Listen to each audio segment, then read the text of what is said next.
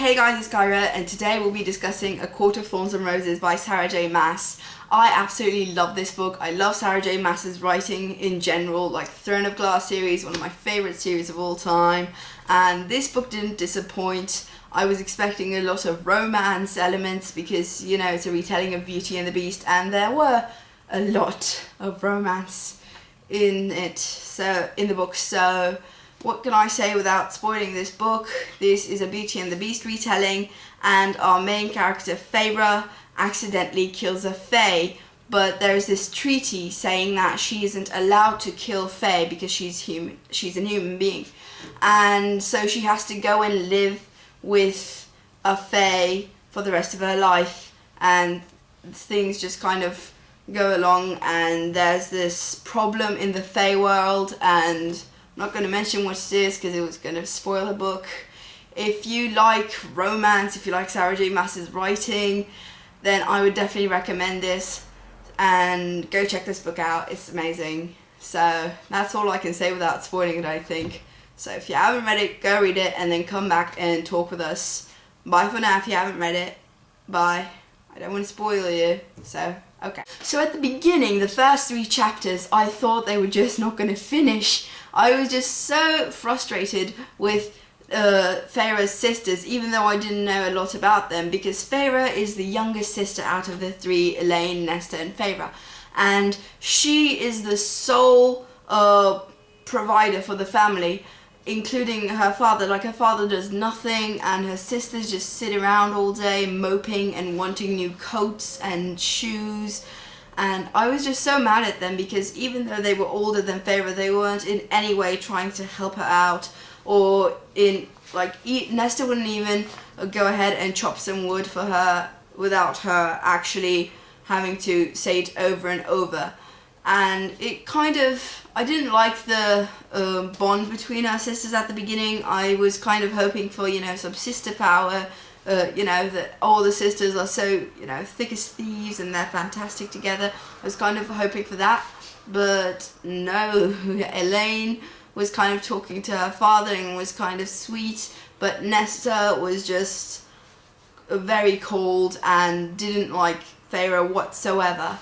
And until the end of the 3rd chapter, I was like, oh god, this book's just not going to finish. It's going to take forever, and I'm going to start not liking Sarah J Maas's writing because it was so boring. We just kept on talking about Feyre and her sisters.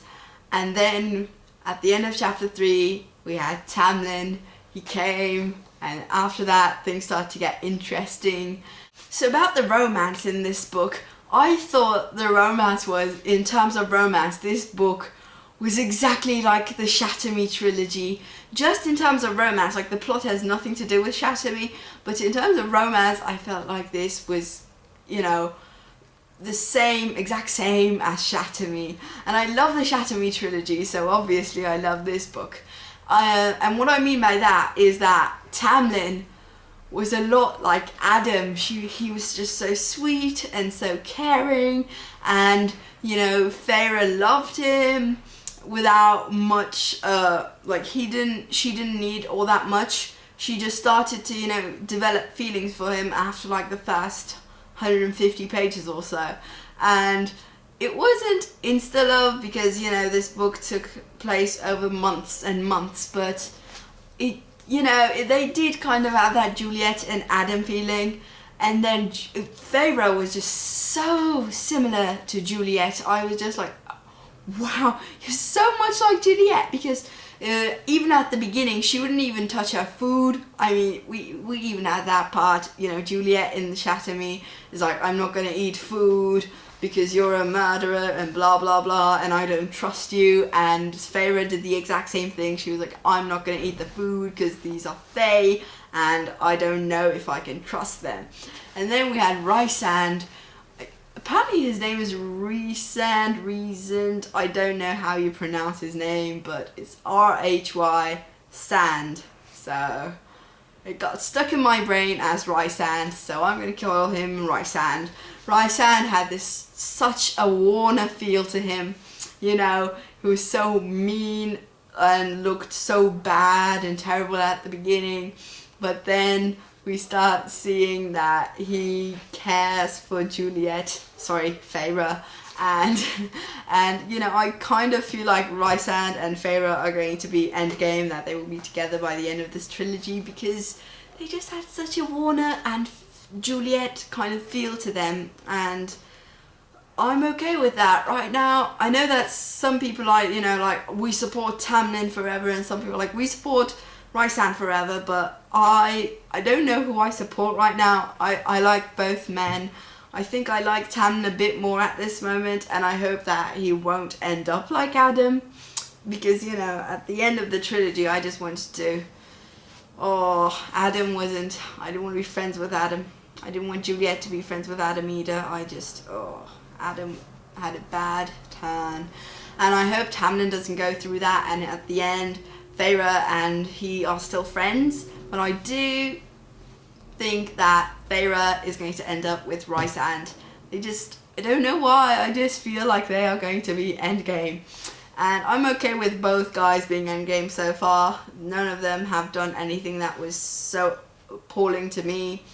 I mean, I know Rysand wasn't the greatest, but here's the thing, fantastic worlds, I don't expect characters to be completely, you know, pure and innocent, because, you know, sometimes you need that bad character, and it's not like Rysand is trying to fake his way through. It's not like he's saying I'm actually a amazing fae and I'm very good. No, he says, you know, I'm kind of cruel and I'm sneaky and I will probably trick you. You know, he says that from the beginning, and not that that excuses some of the stuff that he did, but I feel like he is going to redeem himself by the end of this trilogy.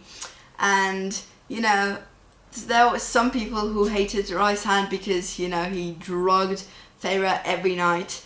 But I think at first I was like, what are you doing, Rysand? No, and I was a bit mad at him, but then you kind of hear his explanation for doing that, and he's like, I painted all of your body so that you can know that no one touched you anywhere but your arms and your hips.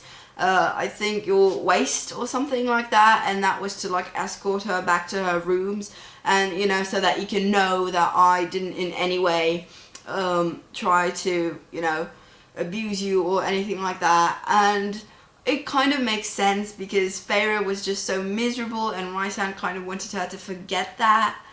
And, you know, I wasn't, you know, too happy with it, but I'm okay with the fact that Rysand made him drink the wine every night. I thought that it was just okay.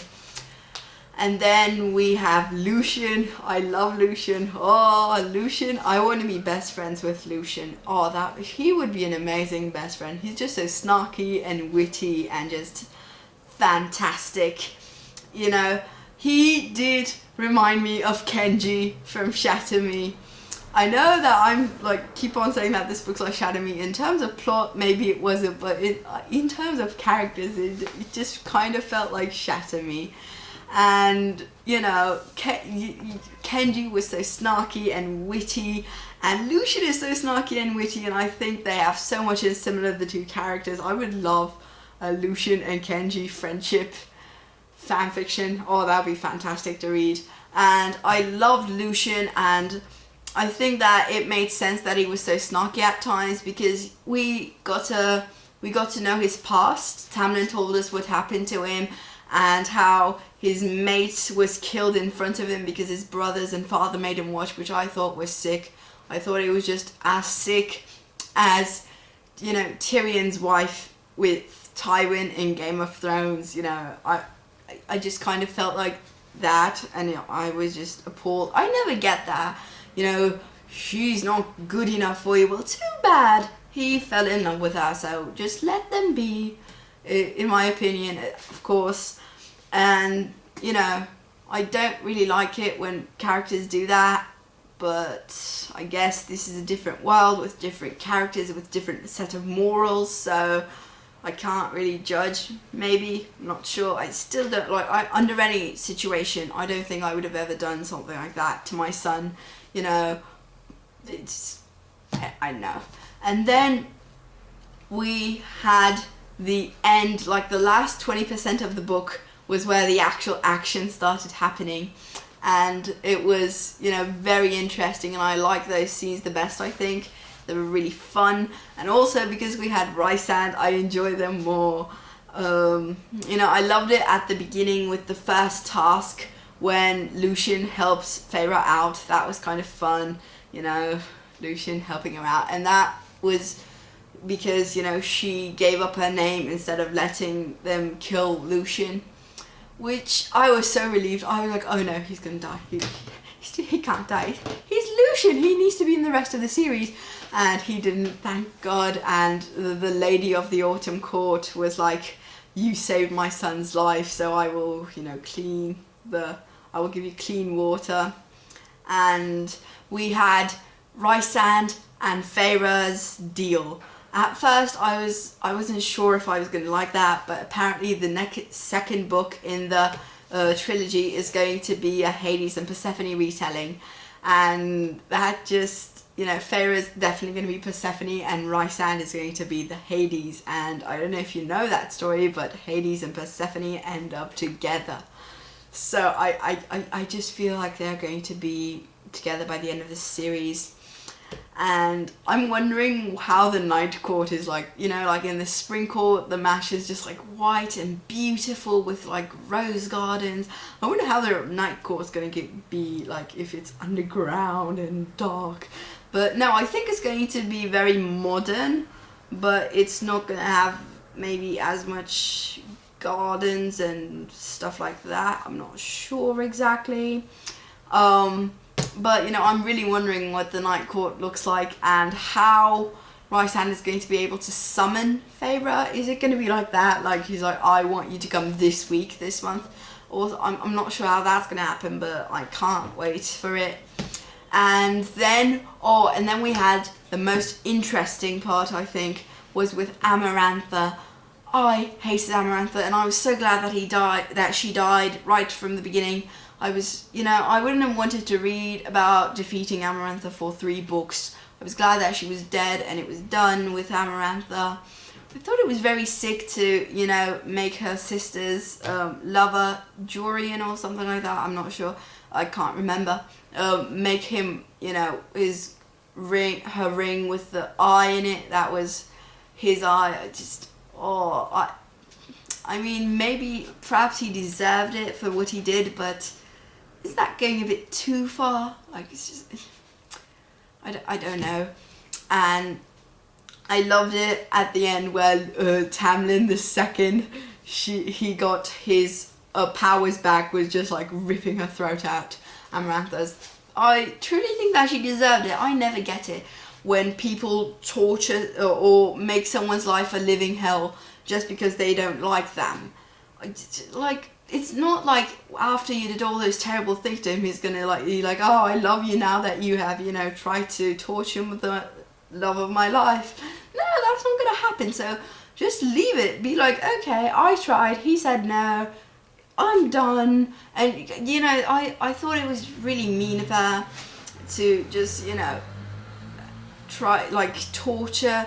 Actually was planning to torture Feyre in front of Tamlin. I think that's gross, to be honest. But I like the ending.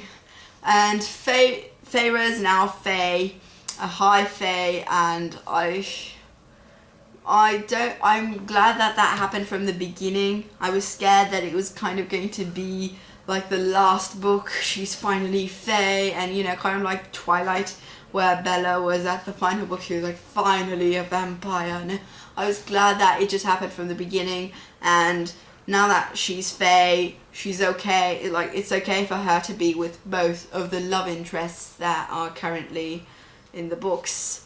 I don't know, maybe Sarah J Maas will pull, you know, one of her tricks like she did in Throne of Glass and have a Rowan of this trilogy, but I don't think that's going to happen. To be honest, I don't think that's going to happen. And I liked it. The riddle was so easy. I myself am terrible with riddles. I can usually never guess them.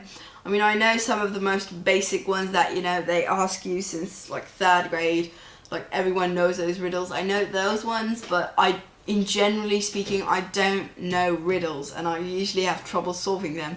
And the second I read that riddle, I was like, wait, is it talking about love? And it was. So, you know, I wish that the riddle was a bit harder. And every villain seems to think that a riddle of some sort that has to do with love is the hardest. Like every single villain. Why? I just want one riddle where it's different. If I were Amarantha, I would have a riddle that has nothing to do with fairies or anything like that. So that, you know, when Feyre is thinking about stuff related to Tamlin, she would be in the completely off. And, you know, I think that would be very smart, you know, have a riddle about this stone that that Feyre has no idea even exists, or something like that, you know. Something that she isn't going to understand for sure. If I were Amarantha, that's what I would have done, you know, because I'm sure Feyre still doesn't know some stuff about the Feywild, and if I were Amarantha, I would have just, you know, used Rhysand to find out what Feyre doesn't know from Tamlin or from Feyre herself, and then I would have composed a riddle based on that thing that she didn't know, so it would be impossible for her to, you know, kind of guess it. And at the end, I was kind of scared that, you know, Feyre was definitely not going to die, but I was kind of scared that Tamlin was going to die, because some people were like, I ship Feyre and Rhysand. And I was scared that Tamlin was going to die, but he didn't, because he had a heart of stone. Yes! And in general, I really enjoyed this book. I loved how Nesta kind of redeemed herself at the middle when Feyre went back and, you know, was like, go and save your High Lord. So I can't wait for the second book. I can't wait to find out what Rhysand's place looks like, and that's it. So I'll see you guys later. Bye for now.